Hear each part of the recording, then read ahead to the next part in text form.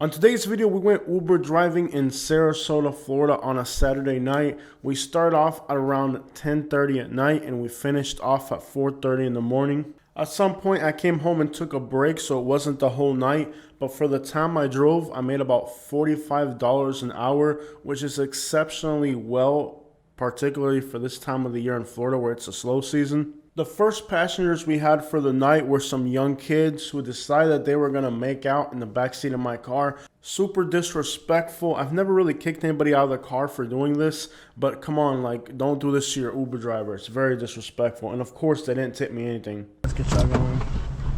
Having a good night? Yeah. You? Good. Y'all make sure you put on your seatbelt if you got one. Yeah. Man, I'm not going to tell you I'm going to fly off the road, but it's possible. Y'all cool music? Yeah. Let's go right now. What type of music y'all like?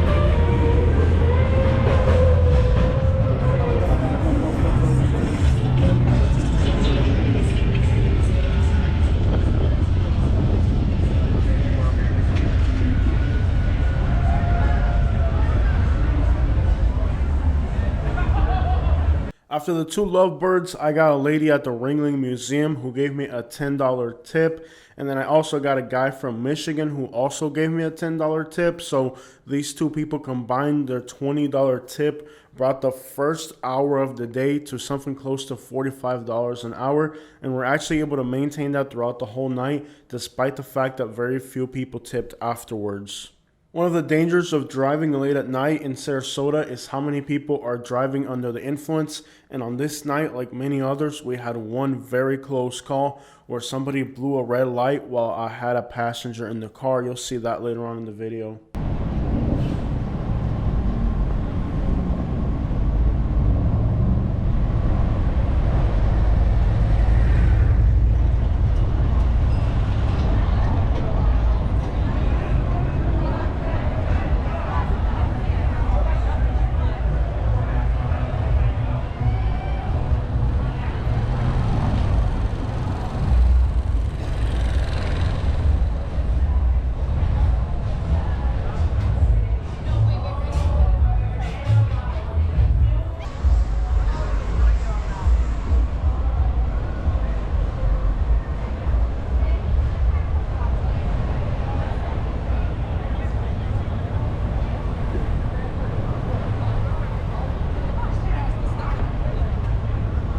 Downtown Sarasota remained packed until about 3 in the morning, and some clubs were up until almost 4, so it was a very busy night. In fact, I was bringing people to downtown Sarasota as late as 2 a.m. So usually you're getting rides to downtown, but then you can't get rides out of downtown or vice versa.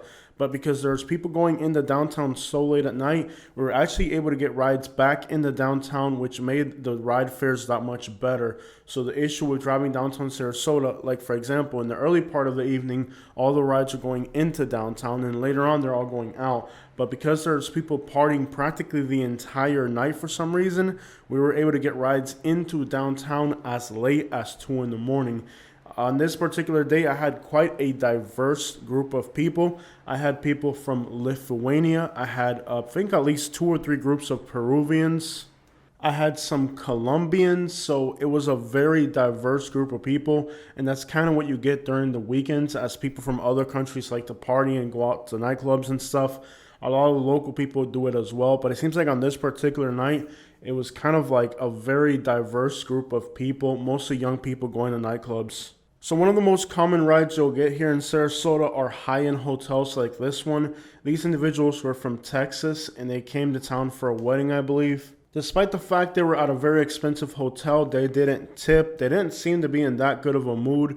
And I tried talking to them a little bit about where part of Texas they were from, but it didn't seem like they were very interested in talking. They just weren't in the best of mood. They didn't tip, and it was kind of an awkward ride, which is kind of what happens sometimes when people drink. They get a little awkward and strange, and I think these people were just kind of not really feeling whatever they were doing this night. So the vibe with these passengers was definitely kind of strange. Also notice that the cars parked up front aren't that fancy. Usually it's like Lambos and Ferraris and Aston Martins parked out here. So yeah, this time of year it isn't as like expensive and fancy and ritzy as other parts of the year where people from other places come with more money. It's just a little bit slower now here in Sarasota. At this point in the night, I had already made $100, and it had been about 2 hours of driving, and my last passenger was going to Lakewood Ranch where I live. This gave me a chance to go home real quick and get a little break before I headed back out later in the evening. So after resting for a while, I got back on the interstate and headed back into Sarasota. My first ride was out of Siesta Key. It's a long ride. It's like 35 minutes, but the person ended up having another driver show up, which put me en route to get another person, which is okay because, to be honest, Siesta Key is kind of a very long ride, and the passenger that I got is somebody I've gotten before. There's somebody who's commuting back and forth from work, so it's not really exciting. Friday and Saturday night, we're looking for exciting passengers, so it was okay that we lost that one. And it's yet another reason why you don't take rides that are that far away, because eventually Uber will cancel your ride, put that person with somebody closer. So I picked up a guy on the interstate and I took him towards downtown Sarasota. Now this guy is subscribed to my YouTube channel, so he recognized me as soon as I showed up. So by now it's about 3 in the morning and we're starting to get rides of people leaving downtown Sarasota. So here I am coming to pick up somebody who's leaving downtown and heading back into Bradenton. So we're approaching 3 in the morning and I'm starting to get rides of people leaving downtown Sarasota. This person was heading to Bradenton. I usually avoid Bradenton this late at night, but when you get this late into the evening, you just can't be too picky because rides are harder to get after 3 in the morning.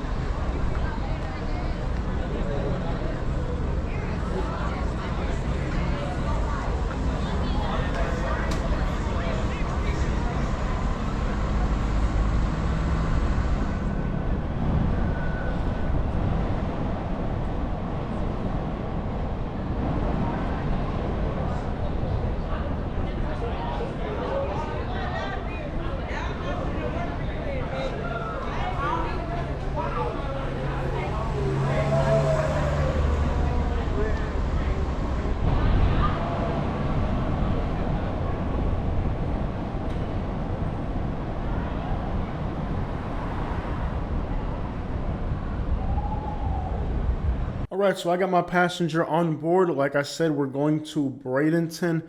I like to avoid Bradenton late at night, but to be honest with you, like, once you get so late into the night, rides are so hard to get that you kind of just have to accept whatever comes abroad. And sometimes it means going into dangerous neighborhoods. It's kind of part of driving at night.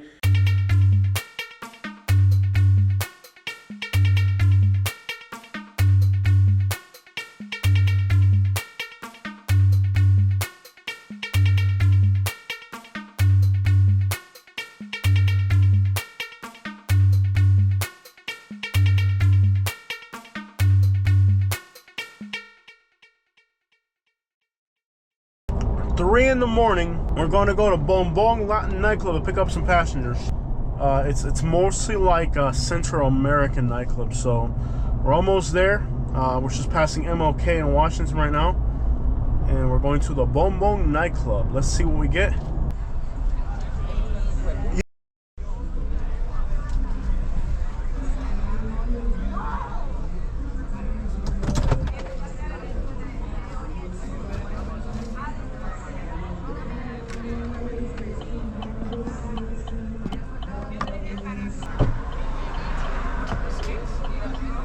Vámonos, primo. Sin luces en la bicicleta. Ah, no importa. Sin luces en la bicicleta, papá. 5 points. All right, this guy was Colombian. He was definitely intoxicated, but it wasn't like a bad intoxicated. He was happy and friendly intoxicated. In fact, he reassured me that I would be okay as an Uber driver and that everything in my life was just going to work out great. So he was definitely a positive drinker.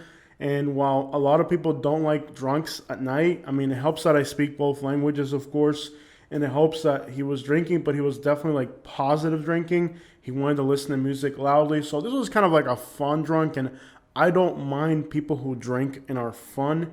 It's the ones that drink and are kind of angry that are very, very to be avoided. Now, Colombians are known for being very polite and respectful, and even the way they speak Spanish, por favor, please, thank you, all that.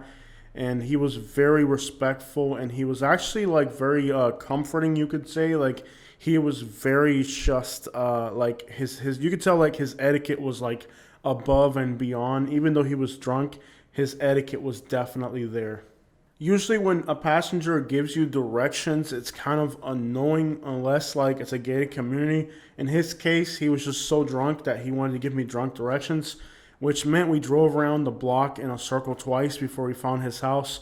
Normally, I wouldn't tolerate this type of behavior from somebody who was drunk, but again, he was so positive and upbeat that I kind of let him do his thing just so he'd be happy. But most of the time when people are drunk and trying to give me directions, it's not really worth the effort listening to them. In his case, like I said, he was like very polite and courteous, so like I kind of put up with it. The guy was definitely thankful, appreciative, and had a lot of etiquette despite the fact he was drunk out of his mind, and we had to drive around the block like twice before he could figure out where he lived.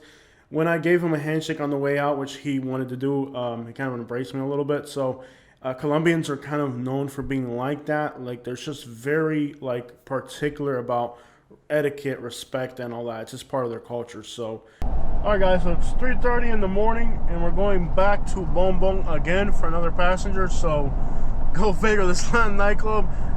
People are here picking up rides at 3:30 in the morning, bro. This place is lit. It was packed today. 3:30 in the morning, back to Bon Bon nightclub again. We're picking up Jesus. See what Jesus looks like. He should be here.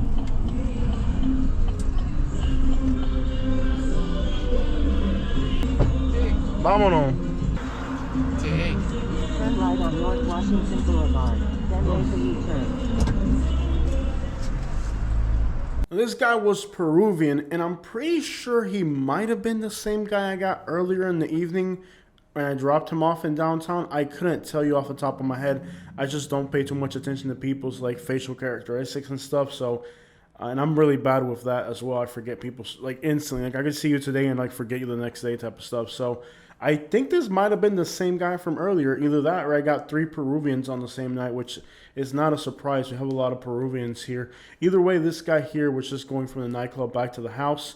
And I think this is a house I have definitely dropped people off at before. So it could be like where there's a lot of Peruvians living in the same house, or it could have been the same guy. I'm not sure. I don't pay attention.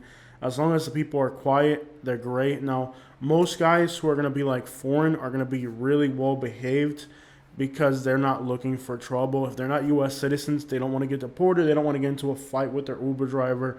These guys are looking to get from point A to point B in a very uneventful fashion. So the nice thing about getting foreigners like Colombians, Peruvians, Lithuanians, whatever the crap you get, is that they don't want problems. They want to get where they're going quietly and peacefully, and you don't have to worry about your safety. Versus if they're U.S. citizens, they're not afraid to get into an altercation, a battery, a fight, because, you know, for these guys, if they get into an altercation, they probably get deported. So they don't want drama. They just want to have a very peaceful and uneventful ride.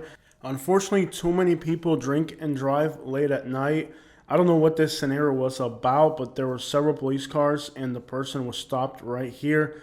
And I'm going to assume probably a DUI-related issue. By now, it was 3:40 in the morning, and I kind of clowned myself by driving around with the app offline for like 5 minutes until I figured it out. And I did drive into a red area, and I couldn't pick up the surcharge, which is kind of weird because I drove right into it. And as I got closer, it disappeared. And eventually, even though I drove through it, I didn't pick up the surcharge. But at 3:40 in the morning, I was honestly tired and ready to go home. So I got a ride, but it was very far into Sarasota, which means I had to drive 17 minutes clear across Sarasota to get to this passenger. The only good thing is that they were heading towards Lakewood Ranch where I live. I stopped on the side of the road to remove the camera from the hood, but I didn't realize it was dusty.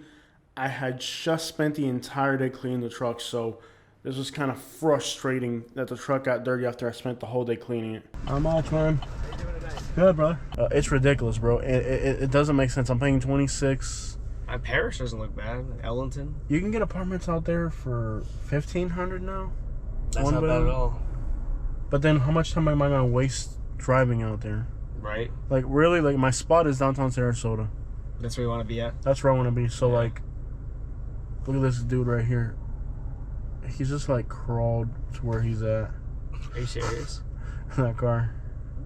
Right. Right in front of us. He's probably drunk.